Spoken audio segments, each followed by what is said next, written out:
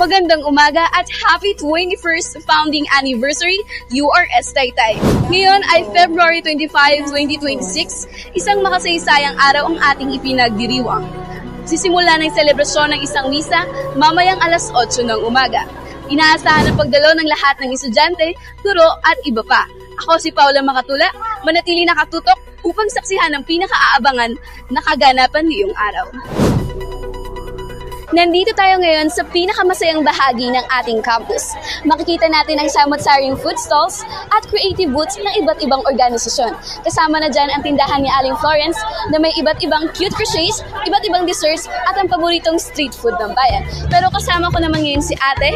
Ate, ano pong pangalan niyo and ano po bang pangalan nitong booth natin? My name is Juliana Mortal and yung pangalan ng booth namin is Pop and Fries. Ano siya? Meron kaming lobo dito tapos puputokin nila. Kapag nakaputok sila ng lobo na may papel, may price sila which is mga snacks. Tapos meron din kami titindang price. Oh, ang creative naman ng booth ni Ate. Meron na tayong entertainment at meron pa tayong rewards. Ngayon, ang pinakang main question namin, Ate, is ano ba yung naging encouragement or ano ba yung engganyo sa inyo para magtayo ng booth ngayon? Syempre una para makiisa sa program ng USSG and syempre makapag-raise kami ng funds for our upcoming activities to share God's Word sa ating campus. Okay, so I'm assuming you're from the Rock Salt organization. Okay. Maraming salamat po, Ate, and good luck po sa benta nyo. Sana makarami kayo. And yun lang. Pero teka, dahil hindi lang dito ang ganap, magsisimula na rin ang program proper natin. Punta tayo kay Sarah upang saksihan ang kasalukuyang kaganapan sa gym. Magandang umaga, Giants! Ngayong ika-25 ng Pebrero, ating nasasaksihan ang pagbati ni Director Lourdes Tejada para sa 21st founding anniversary ng URS Taytay Campus. Ating subaybayan ang mga susunod na programa ngayong araw. Ako si Sarah, nag-uulat. Mayor Honorable Alan De Leon was represented by Anne Mitch.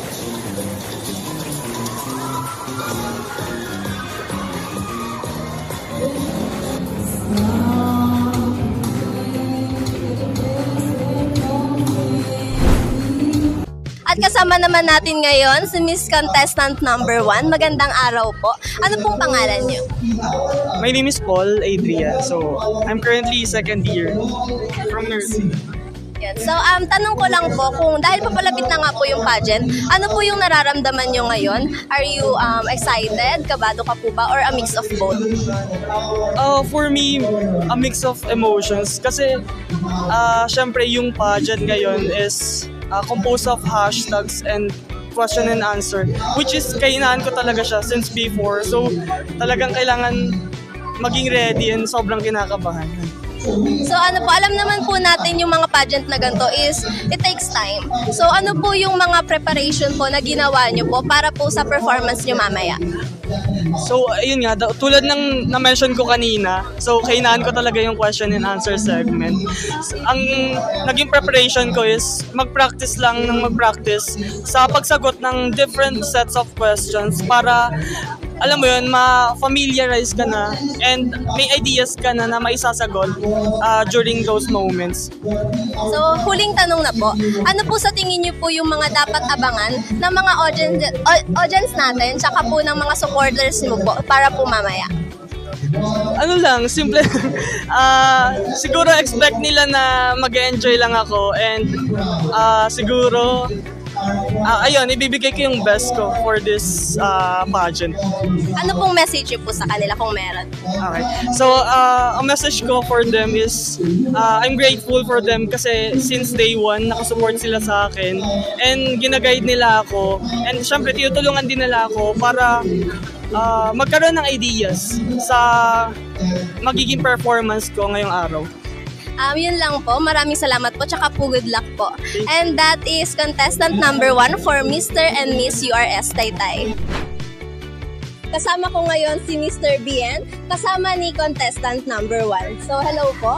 Tanong ko po sa inyo is kamusta po ba yung process ng paghahanda nyo? May conflict po ba kayong napagdaanan, takot or confidence? Ayun, I'm very nostalgic nung feeling kasi last year ako yung nagko-compete and siya yung kasama ko noon.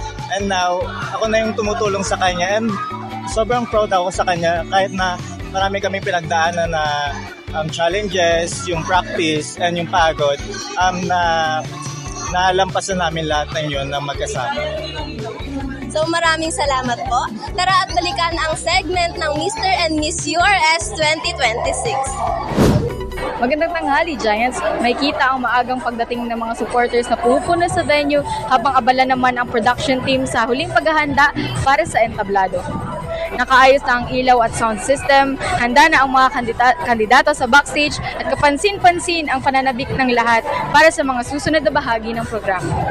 Manatiling nakatutok para sa mga susunod pang mga kaganapan. Magandang hapon, Giants. Kasalukuyang nagaganap sa aking likuran ang production number ng ating mga contestants. Makikita ang makukulay na ilaw, sabay-sabay na galaw, at punong-punong enerhiya ng mga performers na talaga nga namang nagpapainit dito sa ating venue. At syempre, hindi rin nagpapatalo ang ating mga audiences na patuloy na sinisigaw ang mga pangalan ng mga contestant na kanilang sinusuportahan. Ako si Abigail Carriazo.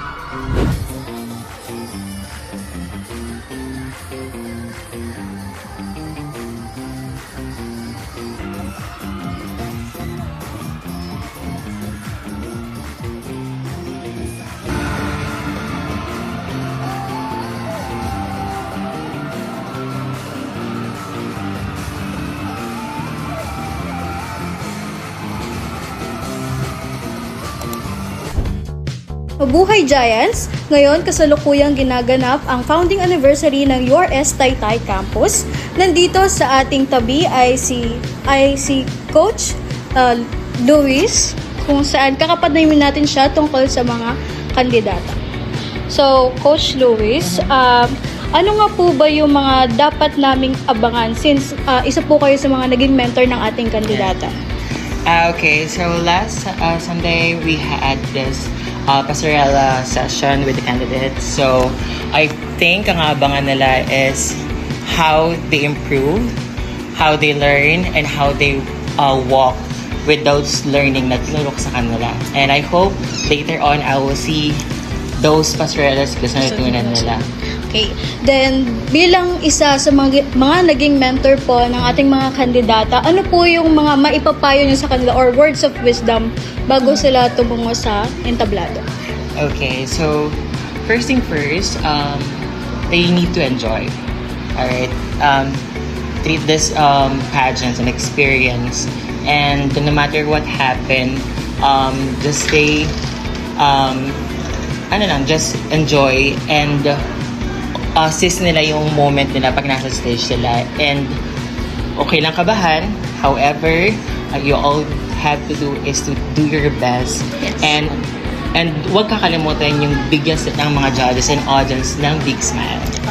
Maraming salamat po, Coach Kai. At tunay nga namang kapanapanabik ang araw nito, kaya abangan natin ang mga kandidata sa gaganaping Mr. and Miss URS pageant Waves of Beauty.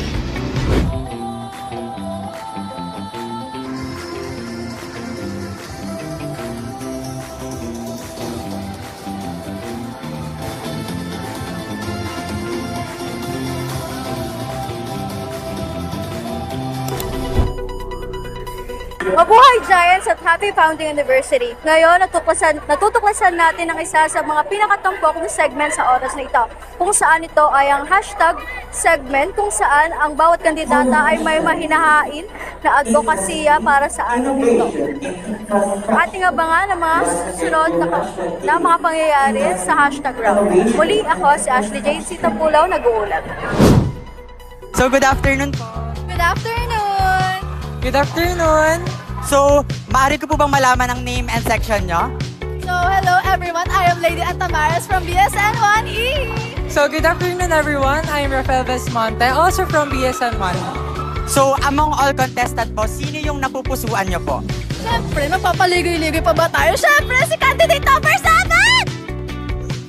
Ayun na, just like what Ms. Tamara said, I also support Pearl because she is serving Beauty with Dreams. Amen! So, narito si Sarah para sa 5th segment. Kasalukuyan ang nagaganap ang Summer Wear segment. Isa-isang lumalabas ang mga kalahok, suot ang kani-kanilang mga summer attire habang pinapakilala sila sa entablado. Sinusundan naman ito ng malakas na palakpakan at hiyawan mula sa audience. Patuloy namang nakaabang ang mga hurado habang inobserbahan ang bawat paglakad at presentasyon ng mga kandidato.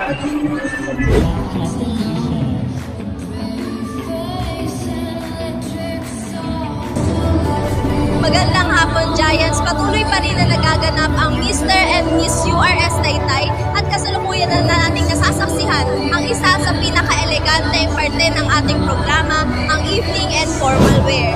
Isa-isang rumarangka ang ating mga contestant, suot ang magkakaparehong kulay ng ating mga attire. At itong gold ensembles na ito ay nisponsoran ni Mr. Philip Gio Tolentino Villaluz.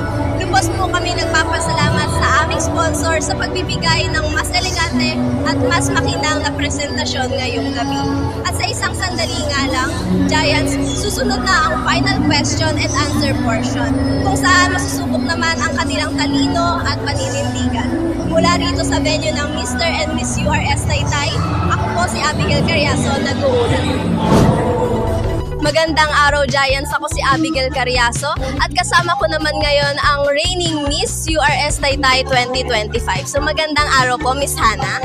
So unang katanungan ko po is ano po yung nararamdaman nyo since after a long time, prarampa na po kayo not as a contestant but as a reigning URS Taytay 2025 po?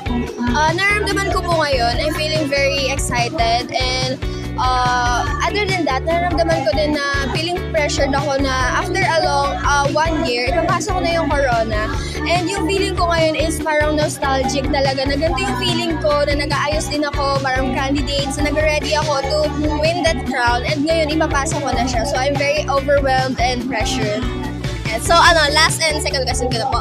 Pwede niyo po bang i-share kung ano po yung dapat na mindset tsaka kung ano po yung attitude na dapat nadalhin ng mga contestant as they step into the stage today?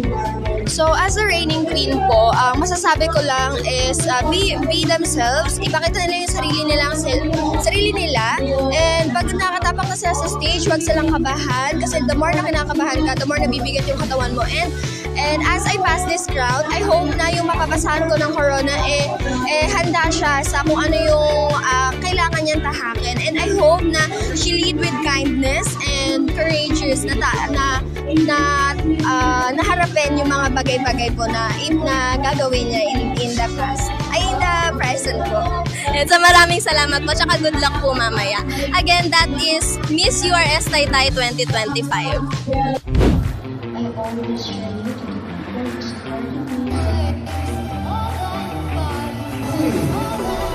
Mabuhay, Giants! Sabi nga nila, every crown was eventually find a new owner. Ngayon, nasasaksihan natin ang farewell walk ng ating former kings and queens ng URS Taytay Campus 2025. Ito ay pagkilala sa kanilang legasiya, karangalan, at kasayan ay ginawan para sa URS Taytay Campus. Ngayon, atin namang saksihan sino nga ba ang susunod na magiging URS Taytay King and Queen for 2026. Muli, ako si Ashley J. Sita Pulaw, nag-uulat. Ngayon naman, kasama ko sa aking tabi si Crystal Montes po, mula sa third year. So, hello po. Gusto ko lang po kayong tanungin, since third year po kayo, marami na po kayong mga naatira na ganitong event. So, gusto ko pong malaman kung ano po ba yung similarities and difference ng mga contestant noon at ngayon. From yung mga previous na contestants kasi, though medyo yung iba sa kanila lumaban na rin last year or last time, yung mga contestant ngayon, mas nag-improve na sila compare dun sa dati. Kasi ngayon, mas nako-compose na nila yung sarili nila, may confidence na sila. And also yung mga sagot nila, mas magaganda na, mas better na. And overall yung preparation nila, super ready sila ngayon. Maraming salamat po. Ako si Abigail Carriazo, nag-uulat. Ngayon naman, katabi ko si Heather Biaggi mula sa BSN 4C. So bilang isang fourth year po, tapos nakaka-attend na po kayo sa mga event kagaya nito, meron po ba kayong nakitang difference or similarities between the contestant dati tsaka sa ngayon? Ang napansin ko, yung changes mula sa mga contestants mula sa prior years ngayon. Feeling ko mas prepared sila this time kasi yung mga contestants ngayon parang may prior knowledge na sila sa mga process and yung mga segments na ginagawa sa pageant natin ngayon. And feeling ko yung ngayon, yung production, mas year by year nag-i-improve siya. So, mas maganda yung nagiging outcome for the students. So, meron po ba kayo nakitang similarities naman po? Ang sa similarities naman, ang napansin ko sa contestants is ini-enjoy pa rin nila yung competition. Parang hindi talaga siya matatawag na competition. More on friendly competition. And talagang parang nandyan lang sila to showcase themselves. Maraming salamat po at yun lamang.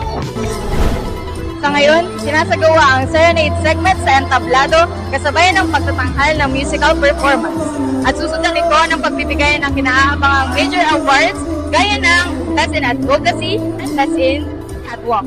Nakikita natin ang mga tropeyo at sashes para sa formal na pag-anunsyo ng mga nagwagi. Muli, ako si Sarah. Maraming salamat. Candidate number 1, Mr. Paul.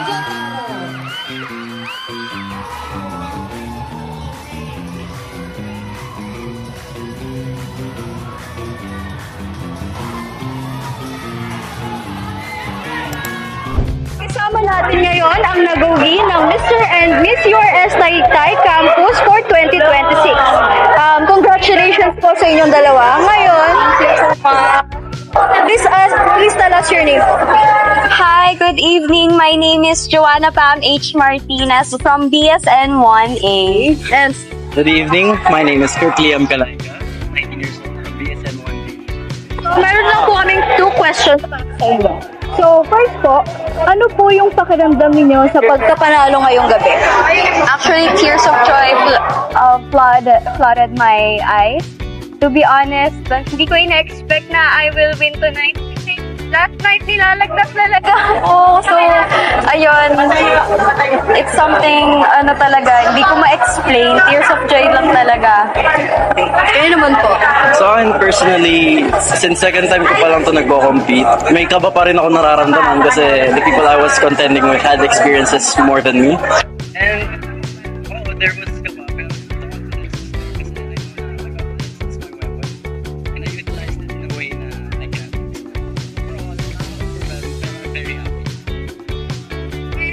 Second naman po na question namin is, ano naman po yung mensahe ninyo sa mga kapwa estudyante or mga kabataan na nagdanais na sumali sa susunod na pageant ng URS Taytay? Since this is my first time joining a pageant, ang masasabi ko lang, believe in yourself and be the leader of your life.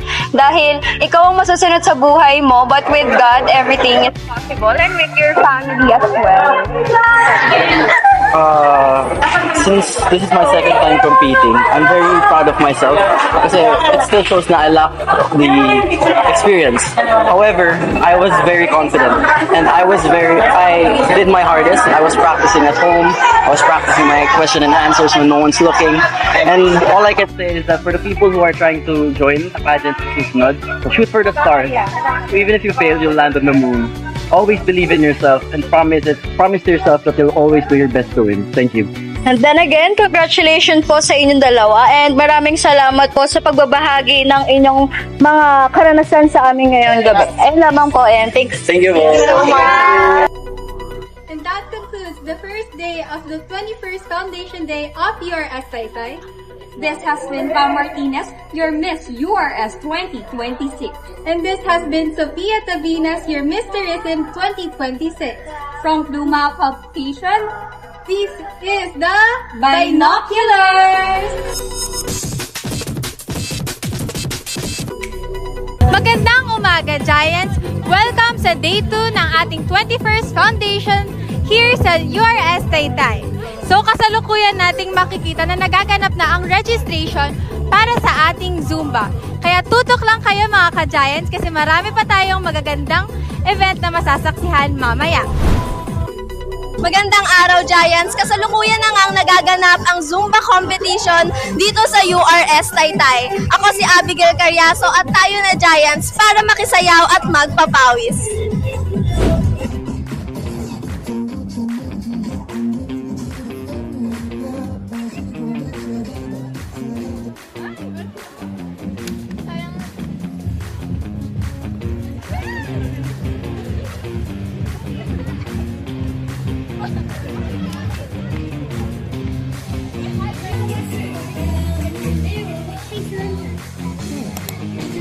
Magandang umaga po sa inyo.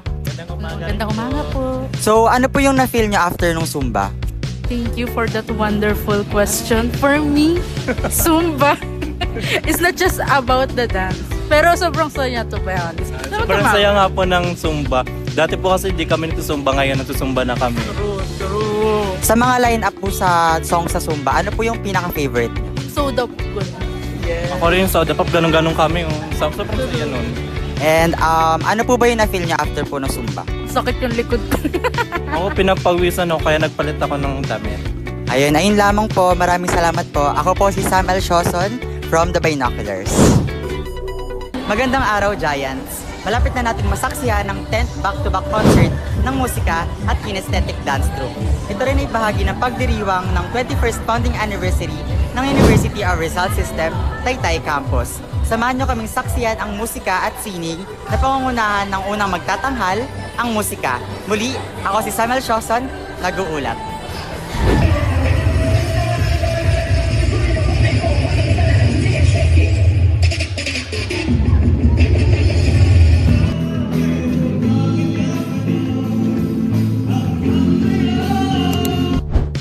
Ngayong araw ay makakasama natin ang secretary ng KDT bago ang kanilang pagtatanghal mamaya para sa 10th back-to-back concert ng musika at kinesthetic dance troupe.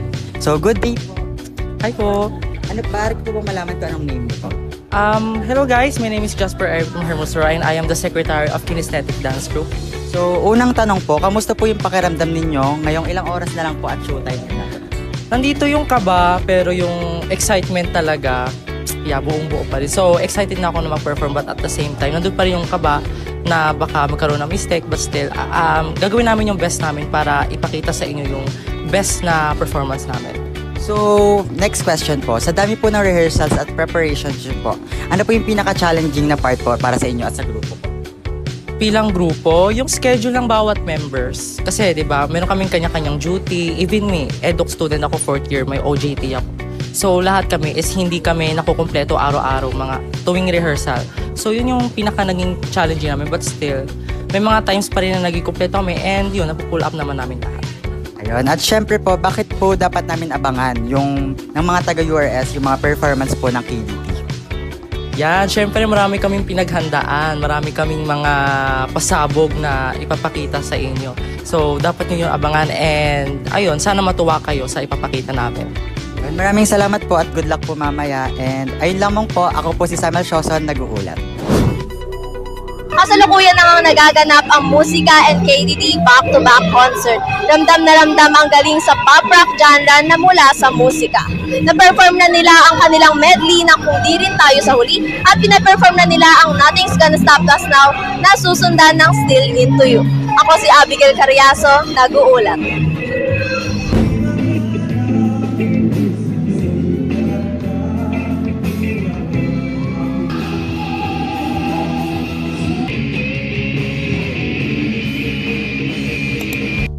Good afternoon po. Hello po. Maaari ko po bang malaman yung name and program niyo po? Kyle Bryce F. Paraino po, BSM. Okay. Ano po yung masasabi niyo po sa mga unang nag-perform po? Ano po, magagaling po sila, beyond my expectation po. Ano po yung mga expectation niyo po sa mga natitirang segment ng concert po? Ano po, mas marami pa pong pasabog na magaganap. Okay, muli ako si Samuel Shoson, nag-uulat. So Giants, dyan nagtatapos ang 21st Foundation Day ng URS Taytay. Sana nakikita, nakisayaw, at nag-enjoy lahat ng ating mga Giants. Muli ako si Abigail Carriazo. At ako naman, Pia Martinez. Mula sa Pluma Publication, The Binoculars.